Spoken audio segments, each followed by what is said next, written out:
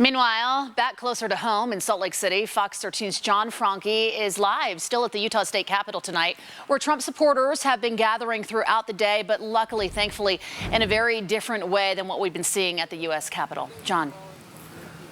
Yeah, well, hey guys, you can see behind us right now just a handful of pro-Trump supporters are out here. This rally wrapped up, about 15 minutes ago, and most people are headed home. There's actually some traffic I can see right now headed south down on State Street. Again, for the most part, this was a peaceful rally or a peaceful protest. There were some tense moments, and there were some isolated incidents.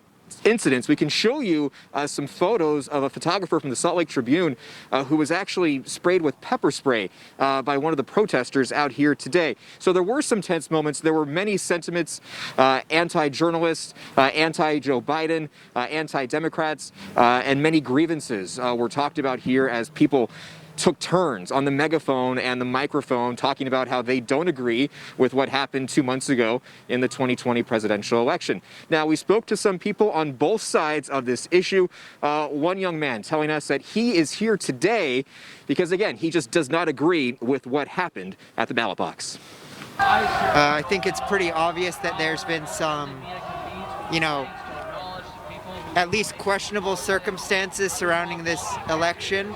And I think that we need to investigate those before jumping in to electing the new president. And Tyler, who we heard from there, was armed with a rifle like many others out here on the steps and grass of the Utah State Capitol building. That, of course, is legal here in the state of Utah. They have the right to bring their arms and open carry. Luckily, there were no shots fired out here today. And for the most part, this rally and protests stayed peaceful. Reporting live on Capitol Hill, John Franke, Fox 13 News, Utah. John, earlier during Live at 4, you made mention that at one point there were about 1,000 protesters there on the Utah State Capitol lawn. And we saw bits and pieces of some of those confrontations that you mentioned, for the most part, again, thankfully peaceful. I want to talk about the security, the response from Utah State Capitol security that you were able to witness tonight.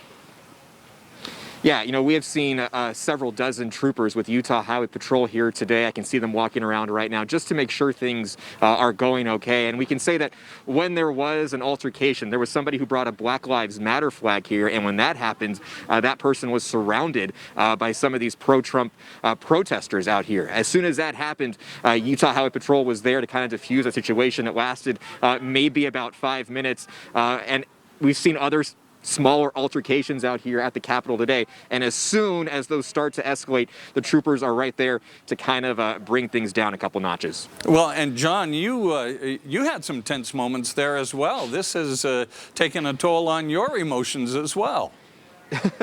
Yeah, we don't, as journalists, we don't like to be a part of this story, obviously, but there is, it's no secret that President Trump has made several comments about the news media. There was at one point, we were on the grass here preparing for one of our reports today, and a man armed with a rifle came up to us maybe about 10 feet away and said that all journalists deserve to be hung from the gallows.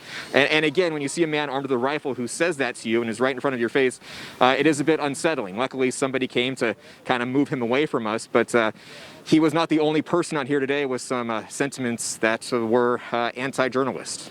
We are grateful that you are safe. Fox 13's John Franke.